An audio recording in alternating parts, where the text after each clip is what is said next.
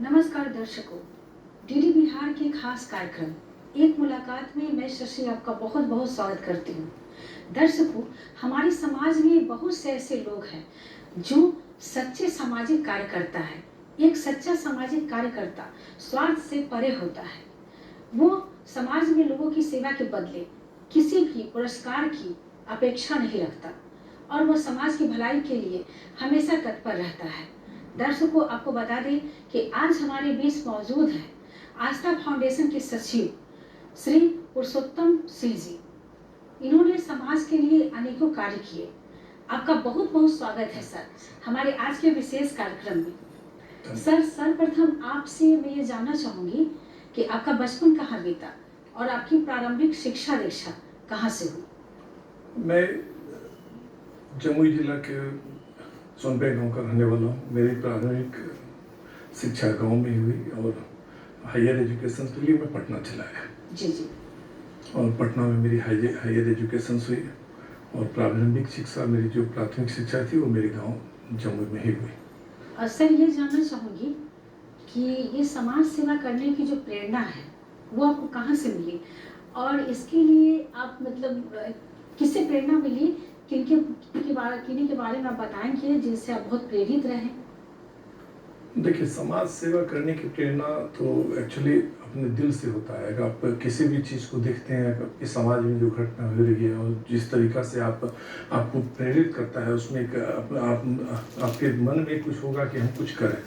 तो ये तो कॉमन सी चीज़ है, लेकिन मुझे भी इस तरह की प्रेरणा मिली जब मैं, चूँकि हिस्ट्री का विद्यार्थी रहा हूँ, तो गांधी जी हमारे आइडल रहे हैं।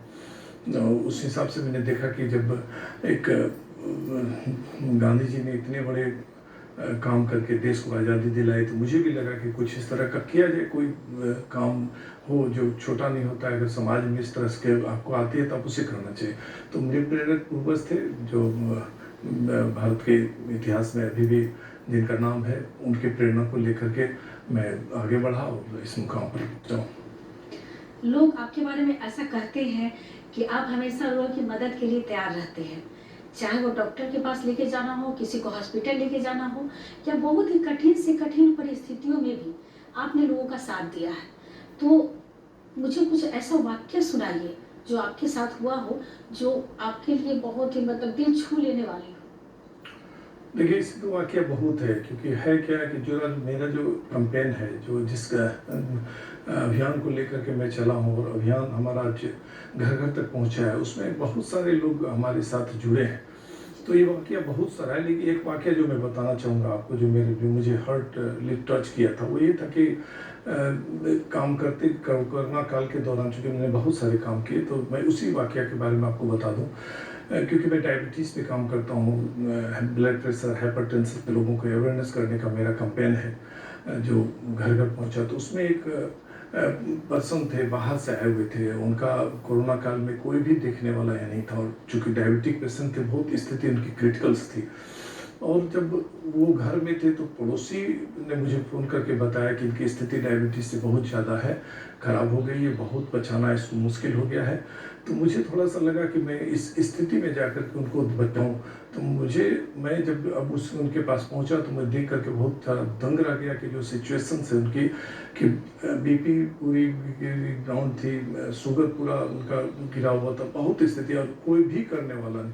तो मुझे जो हर्ट आया और लगा हर्टली उसमें कि मैं कुछ करूं, उसने मुझे झकझोर दिया कि इस स्थिति में भी लोग होते हैं कि ये बीमारी इस तरह की है कि अपने आप को संभाल नहीं पाते हैं, और लगता है कि नहीं, कुछ इनके लिए करना चाहिए। उसके बाद मैं जोर शोर से इस तरह का कैंपेनिंग चलाना शुरू किया, और अभी ये प्रतिफल है कि मैं घर घर पहुंचा हूँ इस अभियान को लेकर के, और यही मेरा प्रेरणा स्रोत रहा था। चलिए, आपने बहुत ही अच्छी बात कही, कोरोना काल की बात आपने की। तो उस वक्त जो जैसा माहौल था, पूरी दुनिया में लोग परेशान थे, बहुत ही भयावह स्थिति थी। क्या आपको उस वक्त इस बात का डर नहीं लगा कि मुझे भी कोरोना हो जाएगा? डर तो रहता है, डर तो सबको था। चूँकि वो सिचुएशंस थी, हर कोई अपने आप को सेफ रहना चाहता था। तो आप जानती हैं कि किस तरह का सिचुएशंस था, सब लोग जानते हैं। और चूँकि मैं इस पे काम करता था। मैं अपने जो मेरा नंबर था, मेरे जो कॉन्टैक्ट नंबर थे, मैंने पूरे हिंदुस्तान में हर लोगों को दे रखा था कि जब भी कोई, चूँकि मेरी एक टीम है, हमारे साथ जो डॉक्टर्स की टीम है, बहुत ज़्यादा लोग डॉक्टर्स हमें सपोर्ट करते हैं, डायटिशियंस थे मेरे पास, अस्पताल थे। तो मैं जब लोग सोशल मीडिया के द्वारा लोगों को अपने नंबर्स को फ्लैश कर रखा था कि कभी भी कुछ हो आप मुझे फ़ोन कीजिए, मैं आपके साथ हूँ, हर समय तैयार हूँ मदद के लिए। और लोगों ने मुझे रिकॉग्नाइज़ किया पूरे। मैं ये कहना चाहूँगा कि इस दूरदर्शन के दर्शकों को कि पूरे हिंदुस्तान से मुझे फ़ोन करते थे। और जब डॉक्टर्स की लॉबी मेरे साथ थी, मैं लोगों से, डॉक्टर से रिक्वेस्ट करता था कि आज इनको थोड़ा सा अपने अस्पताल जगह दे दीजिए, या कोई भी चीज़ हो आप टेली काउंसलिंग कर दीजिए, तो डॉक्टर क्विकली रिस्पॉन्स लेते थे। और ये बहुत बड़ा मेरे लिए, हमारे जो ऑर्गेनाइजेशन है उसके लिए बहुत बड़ा बल मिला, जिससे लोग और ज़्यादा से ज़्यादा जुड़ते चले गए। और मैं बहुत लोगों की जान इस कोरोना काल में बचाया, डॉक्टर्स के संपर्क को रह करके। साथ साथ हमारे साथ जो डाइटिशियंस थे, किस तरह का डाइट्स होनी चाहिए वो मैं फॉलो करा रहा था। प्लस अस्पताल ऐसे भी बहुत सारे थे जिन्होंने ये कह रखा था कि आपके ऑर्गेनाइजेशन की तरफ से कोई भी अगर आता है तो मैं उसको वहाँ पर जगह दूंगा। क्योंकि आपको पता है कि सिलेंडर नहीं मिल रहे थे, गैस नहीं मिल रहे थे, बावजूद वहाँ पर हमको स्थान दिया गया। और इसी स्थान को लेकर लोग मुझसे जुड़ते चले गए, मैं लोगों को मदद करता चला गया। और मदद, इतना अच्छा मदद रहा कि लोग आज भी मुझे याद करते हैं कि कोरोना काल का वो सीन, वो चीज़ देखे कि एक ही ऑर्गेनाइजेशन, आस्था फाउंडेशन, जिसने लोगों को अच्छी तरीक़ा से सुविधा दी और उनकी जान बचाने में मदद की। ये बहुत ही बढ़िया रहा। और आपने इतने लोगों की जान बचाई उस वक्त जबकि लोग से बहुत दूर भाग रहे थे। तो मैं ये जानना चाहूँगी कि आस्था फाउंडेशन कि वर्क फॉर लाइफ के तहत जो डायबिटीज जागरूकता अभियान है, तो आप कैसे लोगों को जागरूक करते हैं? हाँ, किस तरह से? ये बहुत अच्छा प्रश्न रहा आपका। इस पे चाहूँगा कि प्रकाश डालूं लोगों के बीच में। देखिए, डायबिटीज आज क्रोनिक हो चुकी है।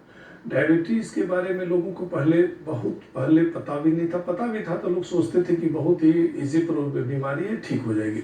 तो मैं डॉक्टर के से जाकर के मिला, डॉक्टर से जब बात किया, चूँकि मेरे घर में भी डायबिटिक पेशेंट थे, मैं सिचुएशंस को देखता था तो टैकल कर लेता था।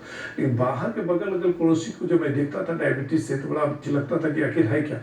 जब मैं डॉक्टर से बात किया तो डॉक्टर्स का ये कहना था कि ये लाइफ स्टाइल बीमारी है, इसमें एक पोर्शन से केवल जागरूक होना, और लोग समझते नहीं, लोगों के बीच में बहुत सारे कन्फ्यूजन।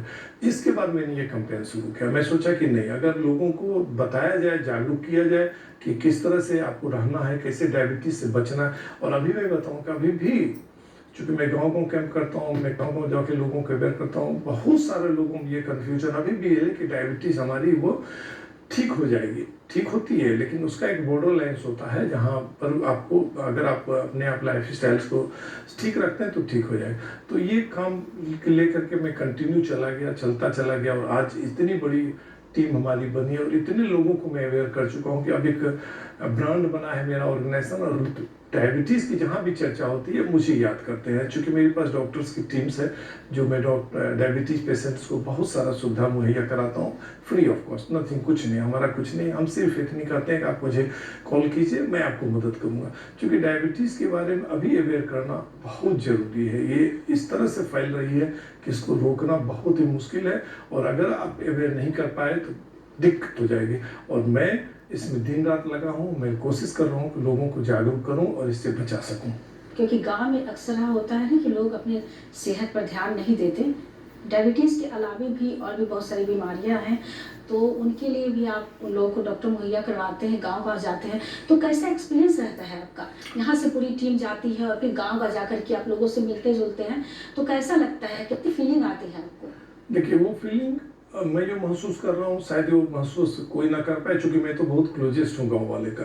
जब हम वहाँ पर प्रोग्राम को चॉकआउट्स करते हैं कि आज हमारा प्रोग्राम है, वहाँ पर जाओ, जब गांव वाले के बीच में डॉक्टर्स को, डाइटिशियंस को शहर से लेकर के जाते हैं, तो एक अलग तरह का माहौल होता है। लोगों में खुशी होती है कि बड़े बड़े डॉक्टर्स आ रहे हैं हमें देखने के लिए, भीड़ होती है, लोग तरह तरह के क्वेश्चंस पूछते हैं। और जब क्वेश्चंस वहाँ राइज होते हैं, चूँकि मैं स्क्रीनिंग करता हूँ, लोगों को टेस्ट करता हूँ, लोग जब वहाँ पर टेस्ट जब मैं करता हूँ तो पता चलता है कि बहुत सारा ब्लड शुगर बढ़ा हुआ, उनको पता भी नहीं है कि ब्लड शुगर मुझे इतना ज़्यादा है, इसमें और भी डायबिटीज़ जो है। बीमारियां होती और हैं और वो भी सामने आ जाती आ हैं। जाती है, चूँकि वो डायबिटीज़ जो होते हैं उनको बहुत सारा कॉम्प्लिकेशंस होता है। वो बताते हैं कि मुझे चेस्ट में कॉम्प्लिकेशंस हो गया, उनका पैर का जो घाव वगैरह होता है वो सूखता नहीं है, बहुत सारी चीज़ लेकर के आते हैं। तो हम लोग तो चूँकि स्क्रीनिंग करते हैं, वहाँ पर डॉक्टर्स होते हैं, पकड़ लेते हैं कि इनको डायबिटिक है, तो उसको फिर अब बगल के पीएससी सेंटर्स में दे देते हैं कि आप वहाँ पर जाकर के इलाज कराइए, दिखाइए, और अगर पॉसिबिलिटी नहीं है तो आप मुझे फ़ोन कीजिए, शहर आइए, मैं आपको यहाँ पर डॉक्टर उपलब्ध कराऊंगा। तो वो जो सिचुएशंस होता है गांव वाले का बहुत ही क्रिटिकल्स होता है, और मैं बड़ा भावुक होता हूँ, हमारी टीम बहुत भावुक होती है। इस लेकर के हम लोग लगातार गांव में कैंप करते हैं, स्क्रीनिंग करते हैं, घर घर जा करके हर किसी का ब्लड शुगर चेक्स कराते हैं, पता कराते हैं कि ब्लड शुगर कितना है, क्योंकि एक अवेयरनेस लाना जरूरी है, जो आज हम लगातार इस चीज़ को कर रहे हैं, और बहुत अच्छा रिजल्ट हमें मिल रहा है। तो क्या आपका कोई समय निर्धारित होता है गांव में जो पूरी टीम को लेकर के जाते हैं, या फिर महीने में, सप्ताह में, ऐसा कुछ है क्या? देखिए, हमारा भी अपना कार्यक्षेत्र है, हम चूंकि हम अपने जीवन को सेक्रीफिकेशंस इसमें किए हैं, किसी तो अपना भी हमारा लाइफ है, बच्चे हैं, परिवार है, सबको देखते हुए हम और हमारी पत्नी, फैमिली दोनों मिल करके फिर डॉक्टर का टाइम स्लॉट लेते हैं, डाइटिशियंस कर लेते हैं, उसके बाद गांव वालों को खबर करते हैं कि हम सप्ताह में एक दिन आपके पास आएंगे, जो संडे का दिन होता है, क्योंकि डॉक्टर्स के पास संडे का समय रहता है। तो संडे के दिन हम लोग पैकअप करते हैं पूरे सामान को, उसके बाद ऑन टाइम उसके पास पहुंचते हैं। इसमें एक चीज़ मैं कहूँगा कि वेदर को देख के, अगर गर्मी का मौसम है तो हम लोग अर्लियर कैंप करते हैं, सुबह 7 बजे शुरू करते हैं, 10-11 तक खत्म कर देते हैं। अगर ठंड का मौसम है तो हम लोग चाहते हैं कि दोपहर में करें, क्योंकि गांव का माहौल देखिए, गांव का माहौल एक अलग तरह का माहौल होता है। जब कटनी शुरू होती है तो उसमें देखना पड़ता है कि कटनी किस समय जो गांव वाले वहां पर है, क्योंकि अनअवेयरनेस बहुत ज़्यादा है। हम लोग जब पहुंचते हैं तो बहुत सारे लोग जुड़ते हैं, कुछ लोग कहते हैं कि ये सब तो इस तरह का बीमारी होते है, डायबिटीज को बीमारी नहीं हुआ, ठीक हो जाएगा। फिर उसको घर से निकाल करके हम लोग काउंसलिंग करते हैं कि आप सुनिए, शहर के डॉक्टर्स आए, आपको बताएंगे, आप समय तो दीजिए, इतने बड़े डॉक्टर्स आए हैं जिनका 2-2 हज़ार फीस है। तब जाकर के वहाँ पर लोग बैठते हैं, और जब धीरे धीरे करके भीड़ जुटती है, उसके बाद हम लोग चाह करके भी नहीं निकल पाते। हमारा स्लॉट्स होता है कि 3 घंटा 2 घंटा हम खत्म करें, लेकिन आप बिलीव नहीं कीजिएगा, आते आते हम लोग को शाम हो जाता है। और ये मेरा रेगुलर है, हर मंथ में 4 संडे होता है, और 4 संडे मैं गाँव वाले को दे रहा हूँ, मैं कंटिन्यू लगा। मतलब सप्ताह में एक दिन?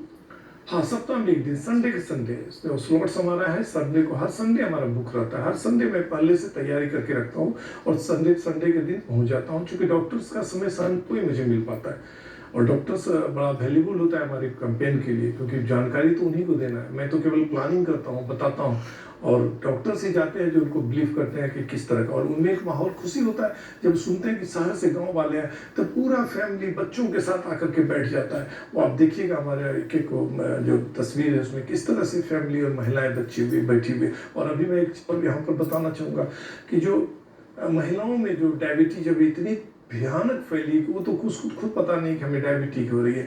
डायबिटीज, डिप्रेशन, थायराइड्स और हाइपरटेंशन और ब्लड प्रेशर, इस चीज़ को लेकर के हम कंटिन्यू लगे हुए हैं। महिला हो, बच्चियां हो, सबको लेकर के हम अवेयर करने की कोशिश करते हैं, क्योंकि इसमें एक ही चीज़ है। मैं आपके आज के इस एक मुलाकात के माध्यम से मैं आपके पूरे दर्शकों को बताना चाहूँगा कि जागरूकता बहुत बड़ी चीज़ है।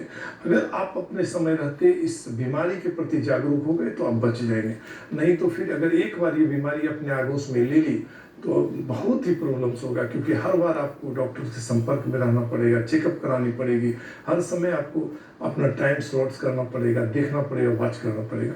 तो थोड़ी सी प्रिकॉशंस आप रखिए, अवेयर रहिए, जरूर आप इस बीमारी से बचेंगे। ये तो आपका वर्क हुआ, आप मेहनत करते हैं, एक समाज सेवा कर रहे हैं, Exactly. दूसरे के दर्द को अपना दर्द समझते हैं, तो आपकी इसके अलावे भी और क्या रुचियां हैं? हाँ, बिल्कुल, बहुत अच्छा क्वेश्चन, बिल्कुल बहुत अच्छा क्वेश्चन पूछा। जब इस काम से मैं निकलता हूँ तो इस काम से निकल करके मुझे लगता है कि अब चूंकि रिलैक्स होना बहुत ज़रूरी है, स्ट्रेस फ्री रहना बहुत ज़रूरी है। हर संडे मैं कैंप करता हूँ जा करके, डॉक्टर्स को लेके, फैमिली को लेकर के।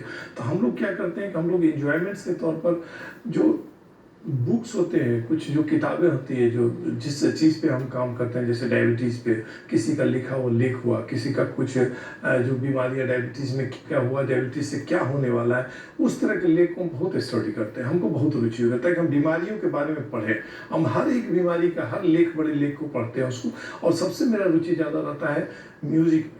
क्योंकि मैं जब स्ट्रेस में ज़्यादा जाता हूँ तो गाना बहुत सुनता हूँ। मैं ऐसे भी कैंप में जाता हूँ तो मैं आप बहुत अच्छा लगेगा आपको सुन करके कि जो मेरे साथ डॉक्टर्स जाते हैं मैं उनको भी इंजॉय कराता हूँ। मैं उनके साथ भी गाँव के बीच में गाना बजाना करके मैं मेरा कार्यक्रम जागरूकता का एक अलग सिस्टम है। मैं डॉक्टर्स को भी वहाँ पर कहता हूँ कि आप भी गाइए, जो गांव वाले हैं उनको भी इंटरटेन कराता हूँ, पूरी हंसी मजाक के साथ मैं वहाँ एंजॉयफुल के साथ अवेयर करता हूँ और तब लोग सुनते हैं तो अच्छा लगता है मेरे को। इतने बिजी टाइम में रहते हैं आप, तो अपने लिए और अपने फैमिली के लिए कैसे समय निकाल पाते हैं, क्योंकि संडे भी तो आपका चला जाता है तो देखिए, एक्चुअली आप अगर आप कुछ कर रहे हैं और किसी को लगता है कि नहीं कुछ करेगा, तो देखिए यहाँ पर जब मैं कार्यक्रम करता हूँ हर संडे को ना, तो गांव वाले को पता नहीं कहाँ से भनक चल जाती है। दूसरे गांव जो जहाँ मैं करता हूँ उसके बगल के गांव को पता चल जाता है। वो मुझे फ़ोन करते हैं कि आज मेरे गाँव में रखिए ना, तो मैं इनकार नहीं कर सकता हूँ।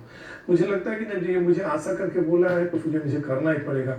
उस केस में अपने परिवार को समय देने के लिए किसी एक संडे को मैं अर्लियर काम कर लेता हूँ, जैसे 12-1 बजे तक करके चलाया, फिर शाम में मैं समय दिया। शाम में चूंकि परिवार के साथ तालमेल बैठाना बहुत जरूरी है, और आपको मैं बताया कि जो मेरी वाइफ है वो बहुत सपोर्ट करती है हमारे इस कार्यक्रम में। जब वाइफ सपोर्ट करती है तो परिवार आपका सपोर्ट करता है। और सब लोग जानते हैं कि आस्था फाउंडेशन में 2 ही है जो हम एक मेरी पत्नी और मैं मिलकर इस कैंपेन को आज कहाँ तक लेके चला हूँ। तो सपोर्ट फैमिली का मिला है तभी हम लोग इस काम को आगे बढ़े और आपस में रह करके एंजॉय करते हैं। सब बच्चे भी मेरे जानते हैं कि पापा निकलते हैं इस काम में, पापा के एक अच्छा काम है, बढ़िया काम है, तो वो भी मुझे सपोर्ट करते हैं। तो जब सपोर्ट मिल रहा है तो नेचुरली है कि हम इस काम में आगे बढ़ते जा रहे हैं। और एक सवाल मैं ये करना चाहूँगी कि हमारे समाज में बहुत से लोग हैं जो सामाजिक जो कार्य है, समाज सेवा करना चाहते हैं और बढ़ चढ़ कर हिस्सा लेना चाहते हैं, इसमें आना चाहते हैं, तो उनके लिए आप क्या कहना चाहेंगे? देखिए, बहुत अच्छा प्रश्न है। हर किसी के दिल में रहता है कि कुछ ना कुछ हम करें, ये तो नेचुरली भगवान का गॉड दे दिया। उनको कुछ रास्ता नहीं मिलता है, कोई खाना बांटता है, कोई पानी पिलाता है, कोई कुछ करता है, लेकिन उसको एक वे नहीं मिल पाता है। तो मैं उनको यही मैसेज देना चाहूँगा कि आप जो सामर्थ्य है, जो भी चीज़ है आपके पास, जहाँ तक आपकी सामर्थ्य है उसको ही कीजिए। आपको लगता है कि नहीं हम अपने अपार्टमेंट्स में ही लोगों का सेवा कर सकते हैं तो आप उसको कीजिए। आपको लगता है कि नहीं हम अपने मोहल्ले में कुछ कर सकते हैं, जो भी हमारा काम है, जब समय हमको मिलता है कुछ करें तो कीजिए। जरूरी नहीं है कि हम एक टीम बना करके ही करें, क्योंकि टीम बनाने में थोड़ा सा आपको लगेगा कि हमारा टीम नहीं बन रहा है तो हम कर नहीं पा रहे हैं, उसमें अनसफल होंगे। आप जैसे ही उस क्षेत्र में आएंगे अकेले की कुछ ना कुछ हम करते रहें। बहुत सारे काम होते हैं, सामाजिक का काम कहा नहीं जा सकता है। कोई भी आपको मदद मांगता है तो आप उसको मदद कर दीजिए, ये भी सामाजिक काम है। किसी भी चीज़ के लिए आप उसको कीजिए। ये चीज़ आप में अगर जागृति चली गई ना तो एक समय आएगा कि आप उसके प्रति ललक हो जाएंगे। जरूर आज मेरे प्रति ललक है, मैं अपने जीवन को इसमें समर्पित किया हूँ और मैं लगा रहूंगा ताउम्र डायबिटीज को लेकर के, चूंकि मैं देखा हूँ जाकर के कि कितनी खतरनाक बीमारी है, लोग कैसे इस बीमारी से ग्रसित होकर मौत के मुंह में जा रहे हैं। तो मुझे बड़ा अच्छा लगता है। तो लोगों से मैं यही कहूँगा कि आप में अगर सामाजिक जागरूकता है, आप में अगर लगता है कि हम समाज के लिए करें, तो जो भी कर लगे आपको कि नहीं कुछ करना है वो कीजिए। स्टार्ट तो कीजिए, शुरू तो कीजिए। धीरे धीरे करते करते आप उस मुकाम पर पहुंच जाएंगे कि हम कुछ कर सकें। हमारा देश युवाओं का देश है, सबसे ज़्यादा युवा हमारे एग्जैक्टली।